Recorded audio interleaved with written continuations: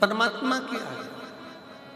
आप दुनिया में कहीं मत झुको, पर उस सतगुरु के आगे, उस परमात्मा के आगे, उस इष्ट के आगे, उस ईश्वर के आगे, शिव के आगे, घर के बड़ों के आगे, घर के बुजुर्गों के आगे जिसने झुकना सीख लिया, फिर दुनिया की कोई सामर्थ्यता नहीं कि तुम्हें उखाड़ कर कहीं फेंक दे या तुम्हें कहीं खड्डे में गिराए।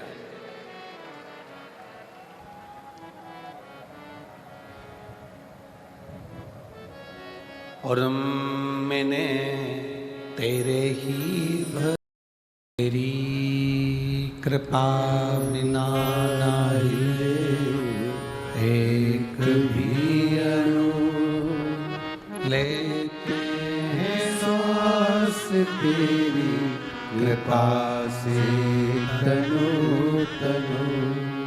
बखान क्या करूं मैं राहों के ढेर का, चपटी भगोत में है खजाना कुबेर का। हे गंगाधर मुक्ति ओमकार तू, बोले ओमकार तू, आयो शरण तेरा शंभो कार कार तू। बखान क्या करूं मैं राहों के ढेर का, चपटी भगोत में खजाना कुबेर का। हे गंगाधर मुक्ति ओमकार तू, भोले ओमकार तू, आयो शरण तेरा शंभो कार कार तू। भगवान शिव की ये पवित्र कथा कह रहे हैं।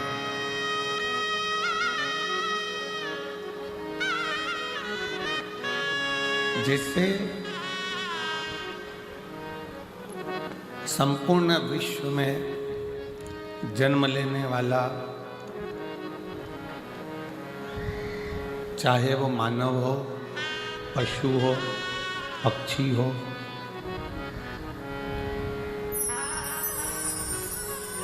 प्रत्येक संसार में जन्म लेने वाला जितना जीव है, इस सब में एक वो ओमकार, एक वो शिव, एक ओघड़दानी, मेरा शंकर, मेरा करुणा सागर, वो ईश्वर सबके भीतर बसता।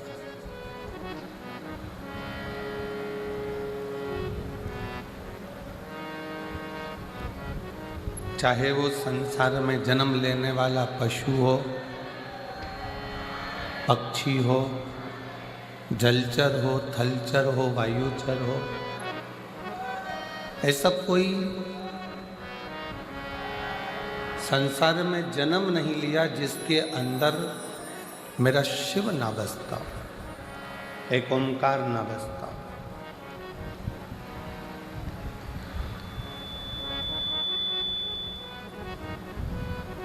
गुरु नानक देव जी अपनी वाणी में हमेशा कहते हैं कि जिस समय पर आप अरदास करने के लिए बैठो, गुरु नानक देव जी अपनी वाणी में कहते हैं जिस समय पर आप अरदास करने के लिए बैठो, उस समय पर केवल अपने लिए ही नहीं, गुरु नानक देव जी कहते हैं कि संपूर्ण विश्व के कल्याण के लिए और जो संसार में जन्मा है उसके लिए भी अरदास किया करो। उसके लिए भी अरदास करना चाहिए, उसके लिए भी प्रार्थना करना चाहिए, उसके लिए भी निवेदन करना चाहिए, उसके लिए भी भगवान से प्रार्थना करना चाहिए। एक मृत्यु लोक में जन्म ले लेना, संसार सागर में आ जाना, पृथ्वी पर जन्म ले लेना, एक सरल विषय। आपने कोई पूर्व का कोई पुण्य करा होगा, कोई सत्कर्म करा होगा, कोई अच्छा कर्म करा होगा, तो मृत्यु लोक में आपका जन्म आ गया।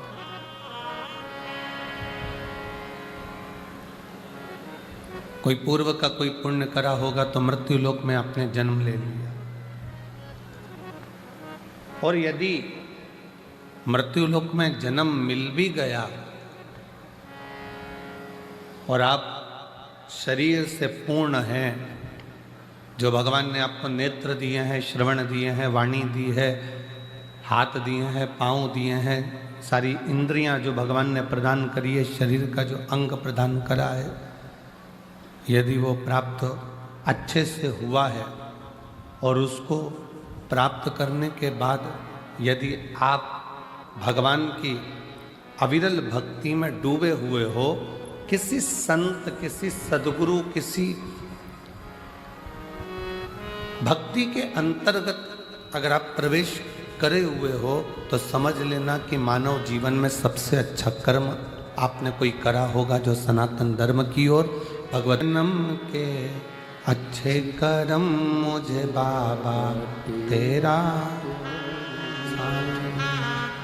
कोई पिछले जन्म के अच्छे कर्म मुझे बाबा तेरा।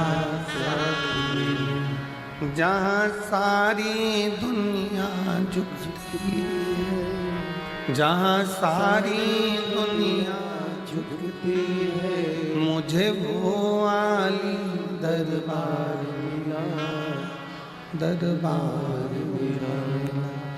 कोई पिछले जन्म के अच्छे कर्म मुझे बाबा तेरा। कहीं शिव की कृपा से, उनकी उदारता से, उनकी करुणा से, उनकी दया से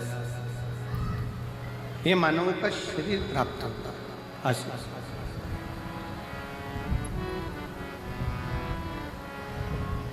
पूर्व का कोई पुण्य होगा, कोई अच्छा कर्म होगा, कोई पूर्व का कोई सत्कर्म होगा, जो ये मानव का शरीर हमको मिला, आपको मिला। और यदि मानव का शरीर आपको और हमको मिला है भगवत भजन करने के लिए, स्मरण करने के लिए, संकीर्तन करने के लिए,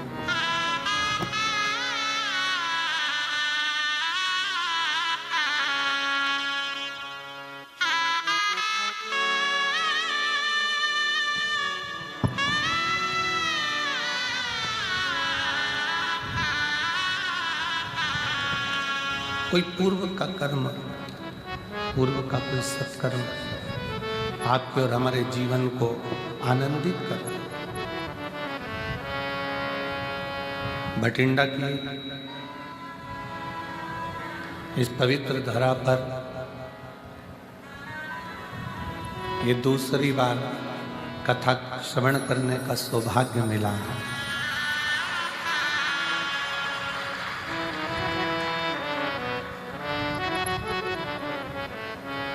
और बड़े सौभाग्यशाली हैं आप और हम सभी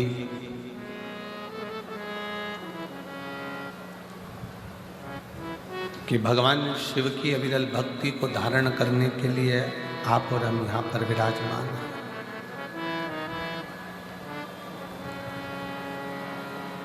बस एक ही निवेदन है कि दिल से, हृदय से जितनी देर कथा में बैठो, जितनी देर सत्संग में बैठो, जितनी देर भगवान की विरल भक्ति को धारण करने के लिए बैठो, उतनी देर अपना दिल भगवान की इस पवित्र कथा की ओर लगा कर। इंद्रियां थोड़ी चंचल है और इंद्रियों की चंचलता के कारण भगवान की भक्ति नहीं हो पाती।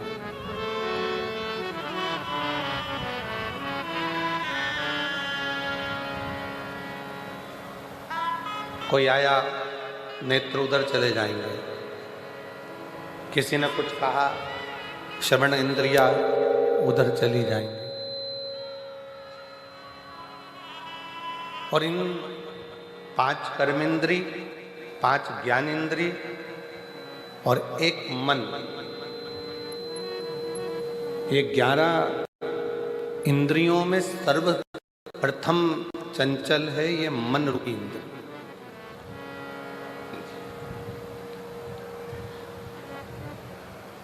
जब भगवान की कथा को श्रवण करने के लिए बैठोगे, धारण करने के लिए बैठोगे, तो ये मन रूपी इंद्री सबसे पहले डोलेगी, मन विचलित होगा, भटकेगा।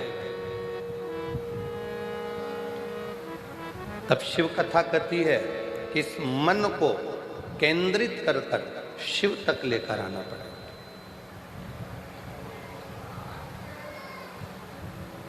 इस मन को केंद्रित कर कर भगवान शंकर तक लेकर आना पड़ेगा।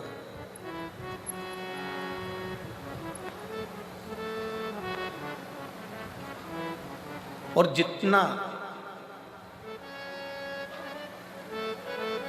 सहजता के साथ में, सरलता के साथ में और नम्रता के साथ में आप इस कथा के रस तत्व को ग्रहण करोगे। जैसे एक बहुत बड़ी बात संत कहते हैं कि जंगल में आग लगी है,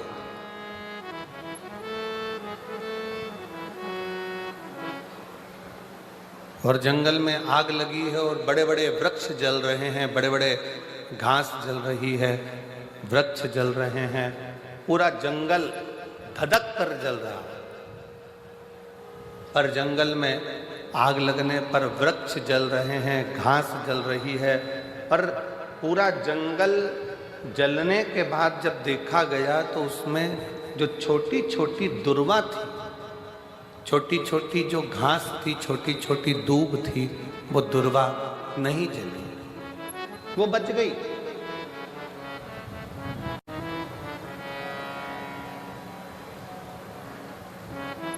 बड़े वृक्ष जल गए, बड़ी बड़ी घासें जल गई, पर छोटी छोटी दुर्वा, छोटी छोटी दूब वो बच गई, क्योंकि वो दबी की दबी रह गई। थोड़ा सा पानी गिरा, वो दुर्वा फिर उछल, फिर बढ़ना प्रारंभ कर दी। शिव महापुराण की कथा कहती है कि भगवान की कथा में, गुरु की शरण में, परमात्मा की शरण में, ईश्वर की शरण में, संत की शरण में, परमात्मा की कथा में जब भी पहुंचो, उस समय पर बड़े बनकर नहीं, छोटे बनकर जाओगे तो गुरु और संत और शिव की कृपा की दृष्टि से फिर बढ़ते चले जाओ।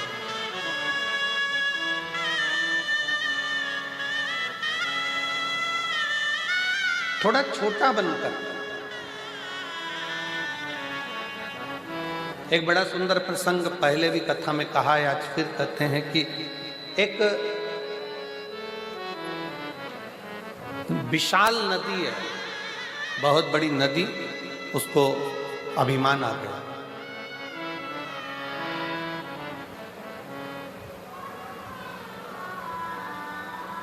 और बहुत बड़ी नदी को जब अभिमान आया, बहुत बड़ी नदी को जब अहंकार आया, अभिमान आया, तो उस नदी ने समुद्र से कहा, समुद्र, मैं दुनिया की सबसे बड़ी नदी हूं और बड़ी विशाल हूं, अगर तुझको मुझसे कुछ चाहिए तो बोल।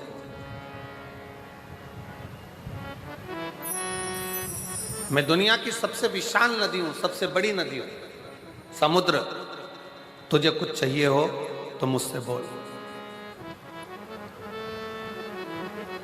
अगर तुझे कुछ चाहिए तो मुझसे बोल, मैं तुझे दे सकता। समुद्र ने हंसकर कहा, नदी, मेरे पास में तो माणिक है, मोती है, सोना है, चांदी है, हीरा है, पन्ना है, रतन है, माणिक, औषधि, सब मुझ में।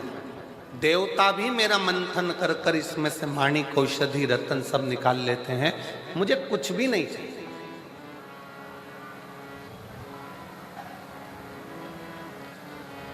कुछ तो मांग ले समुद्र। समुद्र कहता है, मुझे कुछ नहीं चाहिए, मुझे चाहिए ही नहीं। नदी ने फिर बार बार कहा कि समुद्र कुछ तो मांग, समुद्र कुछ तो मांग, समुद्र कुछ तो मांग। समुद्र ने कहा, नदी अगर कुछ देना चाहती है तो मुझे हरी हरी दूबा, हरी दूब, दुर्वा जानते हो ना सब लोग, हरी घास, हरी दुर्वा मुझे ला कर दे। नदी ने कहा, क्या रे समुद्र, तुम मांग भी रहा है तो मुझसे क्या मांग रहा है? केवल हरी दूबा, हरी घास। मैं अभी लेकर आती हूं। नदी ने घाट के किनारे पर लगी हुई घास को, दुर्वा को अपनी जल की लहर से तोड़ना चालू करा। जैसे ही जल घाट पर जाता है, जैसे ही जल घाट पर पहुंचता है, वैसे ही दूबा के ऊपर पानी गिरता है तो दूबा नीचे झुक जाता है। फिर पानी आया, फिर दुर्वा नीचे झुक गई। पानी के वजन के कारण दुर्वा नीचे झुकती, फिर पानी आया, फिर नीचे झुक गई। वो घास, वो दुर्वा उखड़ नहीं पाई। आखिरी में नदी समुद्र के पास जाकर बोली, समुद्र, मैं तेरे लिए घास, हरी हरी दूबा लेकर नहीं आ सकी। समुद्र ने कहा, नदी, मैं ये जानता था कि तू मेरे लिए दूबा नहीं ला सकती, तू मेरे लिए घास नहीं ला सकती, क्योंकि उस दूबा में, उस घास में एक सबसे बड़ी चीज है उसकी नम्रता। जैसे ही पानी आता है, दूबा नीचे झुक जाती है, और जो जिंदगी में झुकना जानता है उसे कोई उखाड़ नहीं सकता।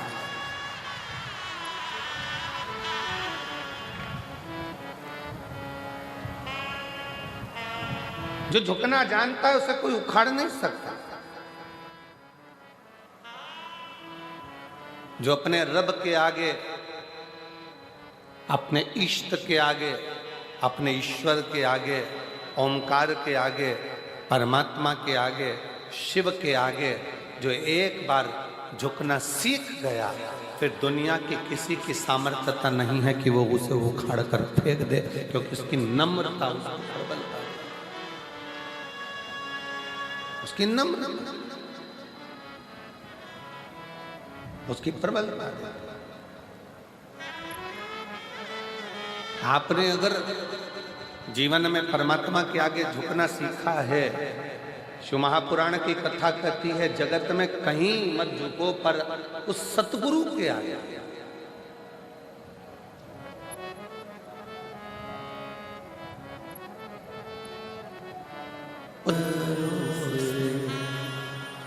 बाबा तेरे ही भरोसे हवा बिच उड़ती जावांगी, बाबा डोर हटो छठी राम कटी जावांगी, बोले मैं तेरी पतन, शंभो मैं तेरी पतन, हवा बिच उड़ती जावांगी, बाबा डोर हटो छठी राम में कटी जावांगी। किसकी सामर्थ्यता?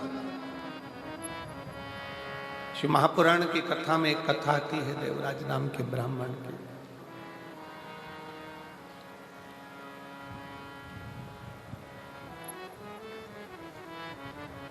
जीवन भर चोरी करी उसने, घर में पत्नी थी, बच्चे थे, पत्नी और बच्चों का भरण पोषण करने की जवाबदारी भी उस परमात्मा की। कितना सुंदर शिव पुराण में एक बात आती है कि एक बार माता पार्वती जी ने शिव जी से पूछ लिया था, क्या घर में बहुत गरीब कोई व्यक्ति है, बहुत गरीबड़ा है, उसके पास में कुछ भी नहीं, अपने बच्चों का पालन कर रहा है, अपने परिवार को पाल रहा है, अपने परिवार को लेके चल रहा है, और उस गरीबड़े व्यक्ति के पास में कुछ भी नहीं है, और मान लो उसके घर में कहीं से 8-10 मेहमान आ जाए, कोई अतिथि आ गए 10, कोई मेहमान आ गए, तो प्रभु उसके पास खाने की व्यवस्था नहीं है, रहने की व्यवस्था नहीं है, उसके पास कुछ पाने की व्यवस्था नहीं है, तो उसकी व्यवस्था कौन करेगा? शंकर भगवान माता पार्वती जी से कहते हैं, पार्वती एक बात अपनी बुद्धि में बिठा कर रखना, किसी के घर में अगर कोई बच्चा जन्म लेता है तो उसके जन्म के पहले माँ के स्तनों में दूध दे दिया जाता है, किसी के आने से पहले उसकी व्यवस्था कर दी जाती है।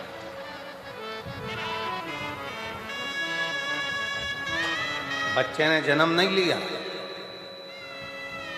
बच्चा जन्म नहीं लिया, पर माँ के स्तनों में दूध दे दिया गया कि बच्चा आएगा तो पिएगा क्या, पेट कैसे भराएगा, उधर की तृप्ति कैसे होगी।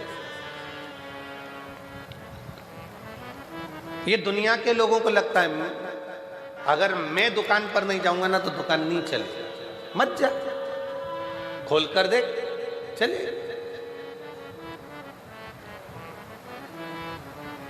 तुम नहीं थे तब भी दुकान चलती थी, तुम चले जाओगे तब भी दुकान चलेगी, तुम नहीं थे तब भी परिवार चल रहा था, तुम चले जाओगे तो भी परिवार चलेगा। तो अहंकार की जिंदगी से दूर हटकर ये सोचो कि हमारी दुकान चलाने वाला भी वो रब है और हमारे घर को, परिवार को चलाने वाला भी वो शिव है, कोई दूसरा नहीं चला रहा।